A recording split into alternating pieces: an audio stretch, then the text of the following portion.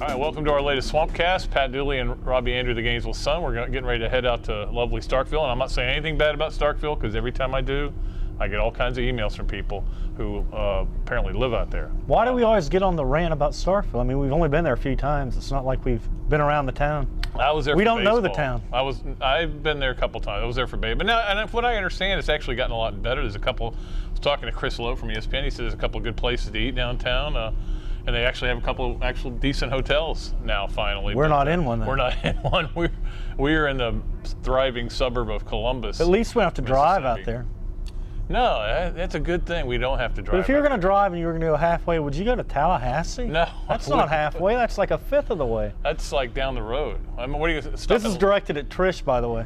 I think they're stopping in Lake City and going to spend the night there, and they Ooh. go from there. They should have left on Monday and, hour at a time, right. whatever. Well, unfortunately, she has to drive. We're going to be flying out there, and that means another great trip through the Atlanta airport. Always our favorite thing to do. And then we'll get out there and watch the Gators play against the Mississippi State, obviously. And Robbie, you and I are in the same boat. We've never seen Florida win out there. No, I've been there 3 times. The '92 game where Spurrier's team just got drilled big time. I wasn't at that game. Matthews had no protection. It was 30-6, and it wasn't even that close. And then, we were there in 2000. That was a weird game. Weird. Robert Gillespie gets the penalty for directing the Florida band. Marquand Manuel decides to kick off when twice. Yeah.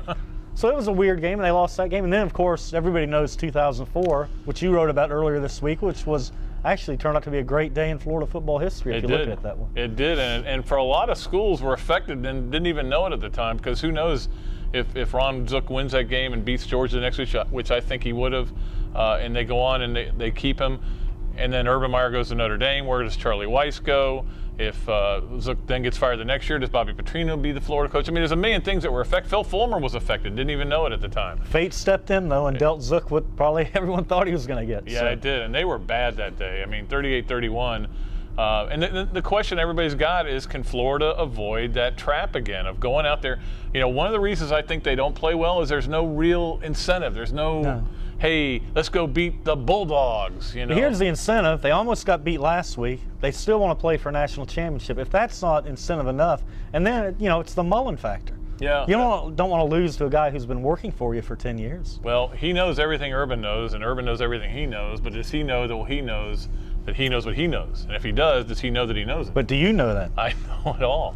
But it'll be, I don't think the Mullen thing is going to be that big a deal. Florida's going to make some adjustments. Yeah, they've already changed signals, and like David Nelson was saying, they've already changed a lot of the way they do things anyhow this year with Scott Loeffler, a new coach, and Brian White, a new coach. So it's different, and Florida runs the ball more now, which is frustrating Florida fans to no end, I guess. Yeah, I don't even want to get into that. I'm off of that story. Florida fans love when they run the ball and they're getting 20 yards, but when they run the ball and get stuffed, they don't like the run anymore. No, and I don't. Which we saw last week. I'm not getting into that. I'm not getting into that argument with anybody anymore. Not this week. Maybe next week. Nobody suffers winning like Gator fans. We all know that. It's amazing. It really is. Well, certainly, I think a lot of people are hoping the offense kind of gets going in this game and does some nice things. Their offense has put up some nice numbers and has put up some big points with Anthony Dixon. Really good running back. Quarterback play is not real good, but the key, I think, Robbie. The key is turnovers. We all know that. If Florida doesn't turn it over, Mississippi State has no chance.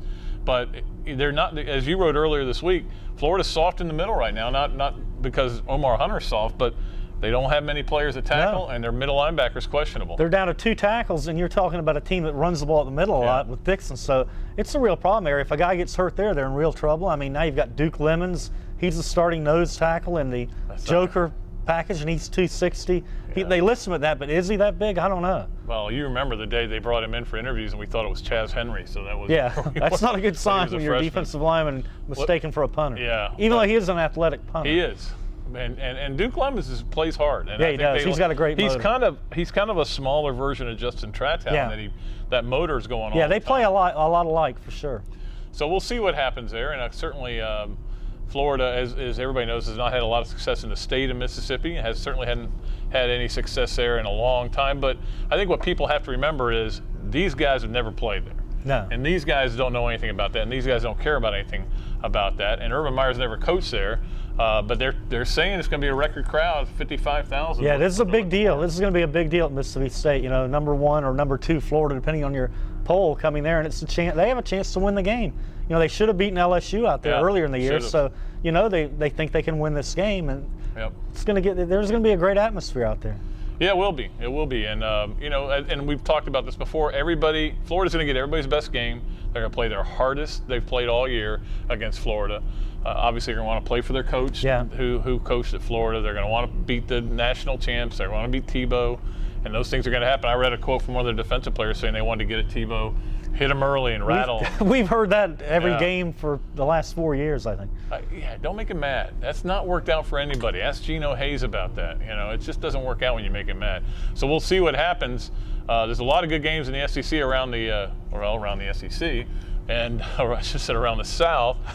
The one I'm kind of intrigued at, Robbie, we'll probably get there and watch the second half in the press box. Tennessee, Alabama. Tennessee, with the big win over Georgia, they're beating their chests over that win, and had an open week last week to get ready for Alabama.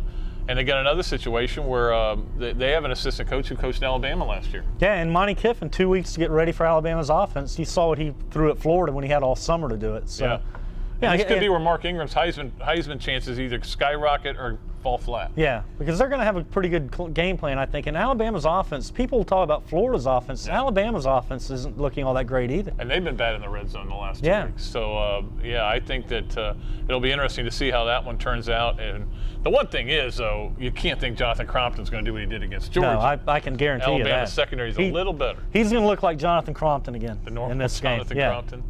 Obviously, the other game, which is on the same time as us, which is not fair, is LSU Auburn. I'm interested in seeing that. Auburn, I put this in my their slide. Yeah, I put this in my picks column. There's a great Chris Rock line that he says remember when Roy got attacked by the tiger? Yeah. And they said the tiger went crazy. He said that tiger didn't go crazy. That tiger went tiger. Well, I think Auburn's gone Auburn. Yeah. They've reverted back to the talent level in the last 2 losses, and I think they're going to go and not play well against LSU. But LSU's offense, you look at LSU, they're 9th in the BCS. Yeah. And their offense is ranked last in the SEC. That's amazing to me. There's talk of a quarterback change up there. Maybe the true freshman from Texas. Randall Shepard, or not Randall Shepard. What's his name? Russell Shepard. Yeah, Russell. Yeah, I mean he's the guy that might. Or Randall Shepard too. You're thinking about him. But yeah, they've got all this talent around their quarterback, and he's not getting the ball to him. So, which we saw, those receivers were absolutely they were open. But he's got problems, and we'll see. But now Miles came out this week and was very supportive of him, but that could be a smokescreen. You never know with Les. Usually because you've turned it off because you don't want to listen to him because he's so boring. But I didn't mean anything by that. LSU fans, don't send me any emails. Okay? Go ahead, get them. Yeah. All right, that's going to do it for today's Swampcast. We are going to go finish our workup, get ready to get on a plane, leave and on the jet plane. Our work up or work out? We'll finish our work, and then we'll work out. No, I already worked out. Okay. Work out. No, it's work up. We'll finish our work up. Let's work our way off of here. Finishing up our work. We won't split the verb there. How's that? All right, then, let's get out of here. And then, aren't you glad you're not driving, though? Yeah, I am really glad I'm not driving. I think you ought to try this. Just go to Alachua the first day and then go the rest of the way after that. That would be perfect for you. We will be joining you next time from, what is it called again? Davis Wade Stadium. Scott Field. Just call it Scott Field. When in doubt, go with Scott Field. Some guy gave him some money and they named it after him. But we'll be joining you from there, and we'll be telling you what happened in Florida, Mississippi State. You'll already know, but we'll give you our analysis on our next Swampcast. Until then, Robbie, Andreu, Pat, Dooley saying so long from the Sunshine State.